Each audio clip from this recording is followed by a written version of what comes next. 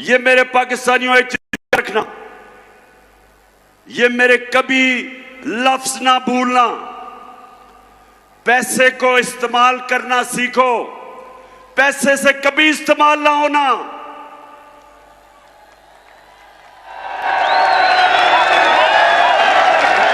पैसे के बुत की कभी पूजा ना करना।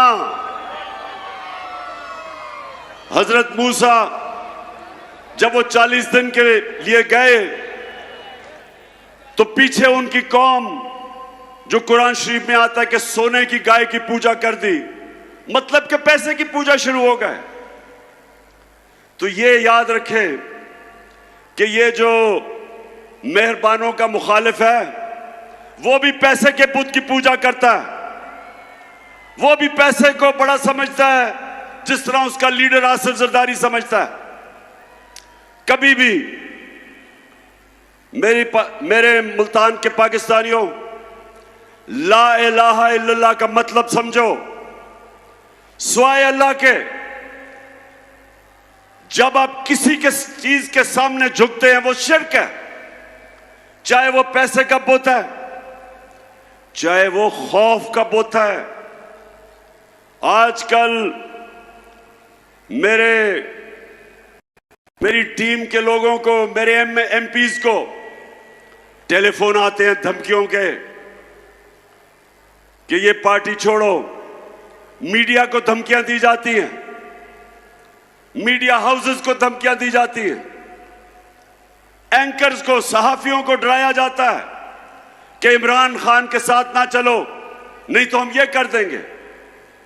तो मेरी कौम, ये सबसे खौफनाक बुत पैसे के बुत के अलावा खौफ का बुत है।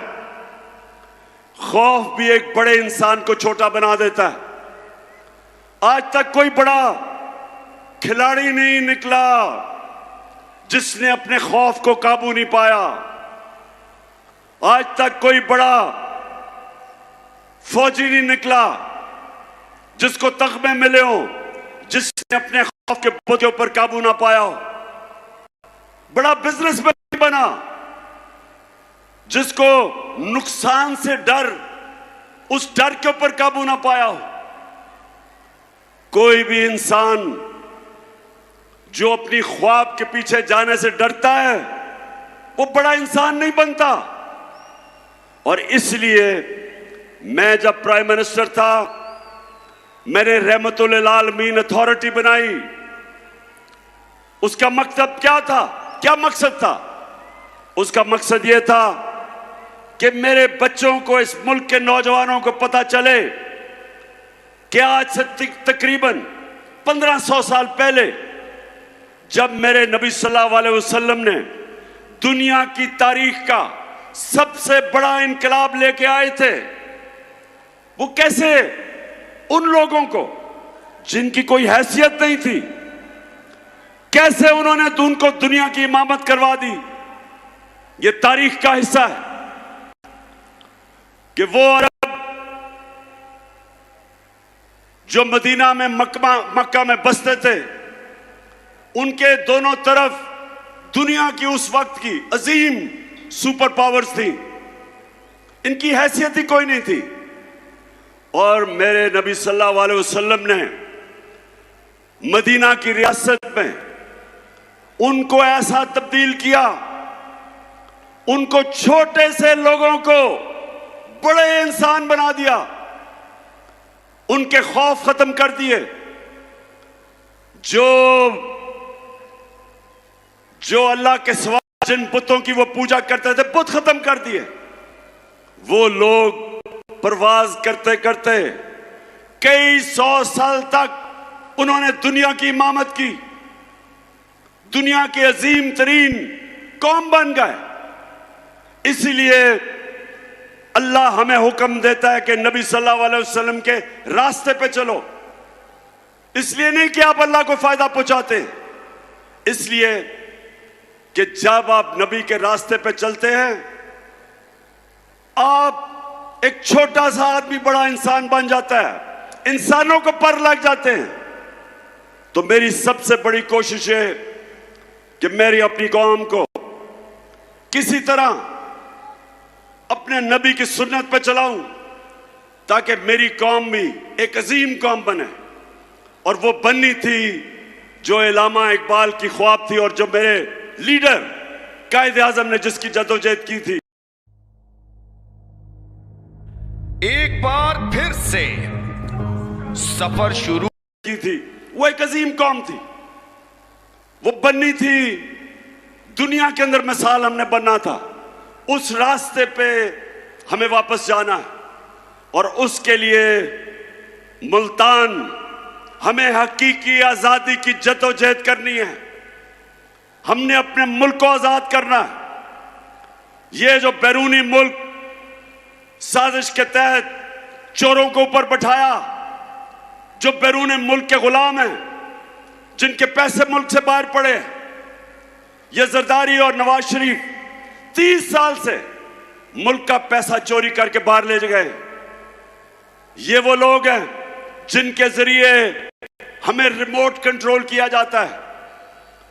ये वो लोग हैं जो दूसरों के बैरूनी मुल्कों के हुक्म पे हमारे फैसले करते हैं। इनमें इतनी जुर्रत नहीं कि जब रूस हमें सस्ता तेल बेच रहा था, जब मैं रूस गया और उन्होंने हमें सस्ती गंदम भी देनी थी, सस्ता तेल भी देना था, इन्हों में जुर्रत नहीं थी कि इनका जो आका है, जिन्होंने इनको ऊपर बैठाया, जो अमेरिकी साजिश के तहत आए कि कहीं अमेरिका ना नाराज हो जाए, लिहाजा मेरे लोगों को महंगा तरीन तेल, डीजल, पेट्रोल और उसकी वजह से बिजली, हमारी कोशिश है कि हम अपने मुल्क को आजाद करें। सबसे पहले मुल्क के फैसले पाकिस्तान में हो। हम अपने मुल्क को अपने पैर पे खड़ा करें।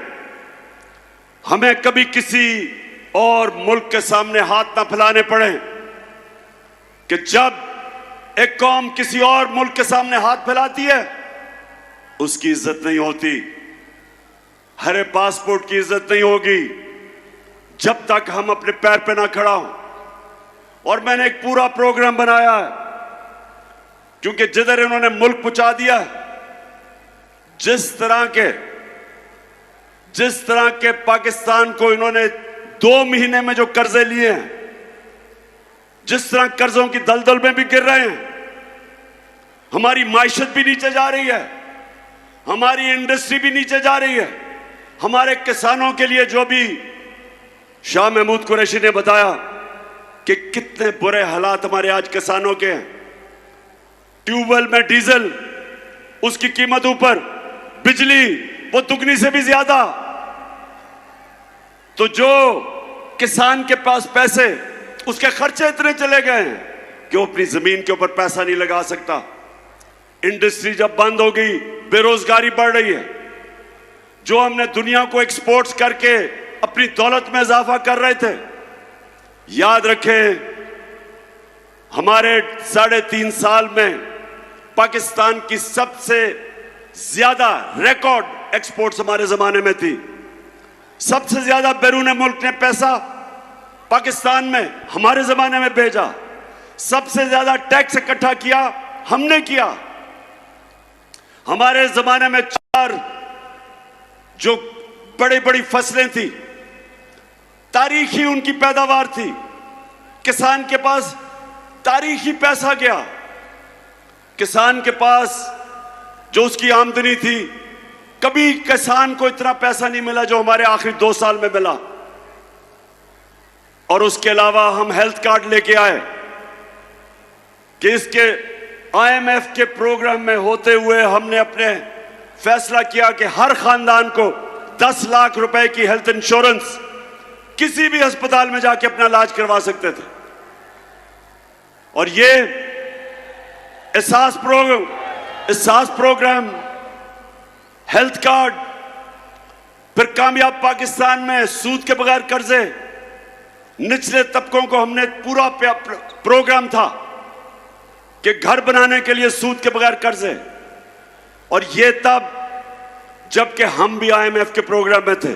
तो मैं आज ये कहना चाहता हूं कि वो जो मुल्क ऊपर जा रहा था, एक साजिश के तहत उन्होंने हमारी गवर्नमेंट गिराई, और जब से ये हुकूमत आई है कीमतें आसमानों पे, माइशत जमीन पे। और मैं आज आपके पास इसलिए आया हूं कि एक तो हमने इनसे अपने आप को आजाद करना है।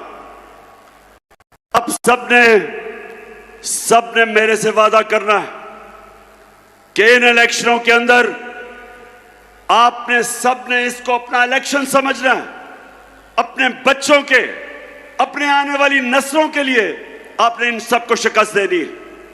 मुल्तान, आप तैयार हो? बताएं मुझे। अच्छा मुल्तान, मैं जरा आज आप सबको तफसील में तो बताना चाहता था कि सारा दिन मैंने आज अदालत में गुजारा है, लेकिन क्योंकि अभी केस चल रहा है इसलिए उस केस पे तो मैं बात नहीं करूंगा। लेकिन मैं अपने सारे पाकिस्तानियों को आज बताना चाहता हूं कि ये मेरा नजरिया है, ये मेरा ईमान है कि जब तक इस मुल्क में कानून की बालादस्ती यानी कि इंसाफ नहीं होगा, ये मुल्क तरक्की नहीं कर सकता। जब तक इस मुल्क में हमारी अदालतें आजाद और मजबूत नहीं होंगी, जब तक वो इंसाफ नहीं देंगी, पाकिस्तान छोड़े कोई मुल्क तरक्की नहीं कर सकता। सारी दुनिया में अपनी उम्र में फिरा हूं, सारी दुनिया तकरीबन देख ली मैंने।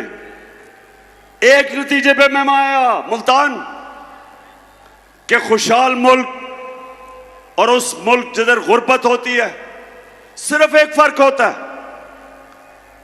खुशहाल मुल्कों के अंदर इंसाफ होता है और गरीब मुल्कों के अंदर जुल्म का निजाम होता है, जिसके मुतालिक हजरत अली रजी अल्लाह ताला ने कहा था कि कुफर का निजाम चल जाएगा, जुल्म का निजाम नहीं चल सकता, नाइंसाफी का निजाम नहीं चल सकता। हमारा सबसे बड़ा मसला कि ताकतवर के लिए एक कानून, कमजोर के लिए दूसरा। मैंने 26 साल पहले से अपनी कौम को उनकी तरबियत करने की कोशिश की इंसाफ के अंदर, क्योंकि मैंने बरतानिया में जो निजाम देखा उसकी सबसे बड़ी कामयाबी की वजह यह कि वहां इंसाफ कोई कानून के ऊपर नहीं, ताकतवर के लिए भी वो कानून, कमजोर के लिए भी वो। हमारा मुल्क का अलमिया क्या है? मुझे अभी भी मशवरे दिए जाते हैं कि इमरान खान तुम ऑपोजिशन को साथ मिला के चलो। जब मैं हुकूमत में था, अब कहते हैं कि हुकूमत असेंबली में चले जाओ, इनके साथ इकट्ठे बैठ के मामले तय करो। पाकिस्तानियों, मेरी एक बात सुन ले आप। मेरे नबी सल्लल्लाहु अलैहि वसल्लम ने जब फतह मक्का की तो उन्होंने सब काफिरों को माफ कर दिया, सबको माफ कर दिया। लेकिन जब उनके पास एक दरखास्त आई, उन्होंने कहा, उनके पास आई कि जी कुरैश की लड़की ने चोरी की है, कुरैश की लड़की है, उनको सिफारिश आई कि उसको माफ कर दो। आगे से उन्होंने जवाब दिया, जो सबसे रहमतुल इंसान, रहमतुल आलमीन, दुनिया के लिए रहमत बन के आए थे, उन्होंने कहा मुल्तान कि मेरी अगर बेटी भी चोरी करे उसको भी मैं नहीं छोड़ूंगा, उसको भी सजा मिलेगी। यानी कानून के ऊपर कोई नहीं, मेरी बेटी भी नहीं है। तो यहां जब से मैं 26 साल में पॉलिटिक्स आया हूं, ये दो खानदान जो 30 साल से मुल्क को लूट रहे हैं, 30 साल से बारियां ले रहे हैं, हमेशा मुझे यह कहा जाता है कि इमरान खान आप ये क्या सियासत, क्या इनसे मुफाहमत करें। इनसे बैठ के बात करें। मैं आज अपनी कौम को कहता हूं, मैं हर किसी के साथ बात करने के लिए तैयार हूं, हर किसी के साथ। किसी का नजरिया फर्क है, कोई मेरे खिलाफ नजरियाती तौर पे है, हर किसी से मैं बात करने के लिए तैयार हूं, लेकिन चोरों से कभी बात करने के लिए नहीं तैयार। जिस वक्त एक माशरा चोरी को बुरा नहीं समझता, वो कौम अपनी कब्र खोद देती है। जब आप ये कहते हैं कि फलाने ने इतनी करप्शन की, और वो जब जाता है नैब की अदालत में तो उसके ऊपर फूल फेंकते हो। जब एक माशरा बुराई को बुरा नहीं समझता, अपनी तबाही का दरवाजा खोल देता है। इसलिए अल्लाह ने कुरान में हुक्म दिया, अमर बिल मारूफ, अच्छाई के साथ खड़े हो, बुराई के खिलाफ खड़े हो। हुक्म दिया कौम को हुक्म दिया है कि अगर तुमने अपनी बेहतरी का सोचना है तो बुराई के खिलाफ जहाद करो। कहीं कुरान में नहीं लिखा कि बदी के साथ मुफाहमत करो। और मैं अपनी ख्वातीन को भी ये कहना चाहता हूं कि अपने बच्चों को ये जो हुक्म है अल्लाह का, अमर बिल मारूफ, अच्छाई की तरबियत करें, अच्छाई और बुराई में फर्क बताएं। क्योंकि जो मगरिब में मैंने माशरे देखे हैं वो वाकई अमर बिल मारूफ पे चलते हैं। वो माशरे जिनको हम काफिर कहते हैं, वो माशरे अमर बिल मारूफ पे चलते हैं, और हम अपने आप को मुसलमान कहते हैं। और हम तमाशा क्या देखते हैं कि छोटे चोर जेलों में और बड़े बड़े डाकू, कोई वजीर आजम बन जाता है, कोई वजीर बन जाता है, कोई असेंबलियों में चला जाता है।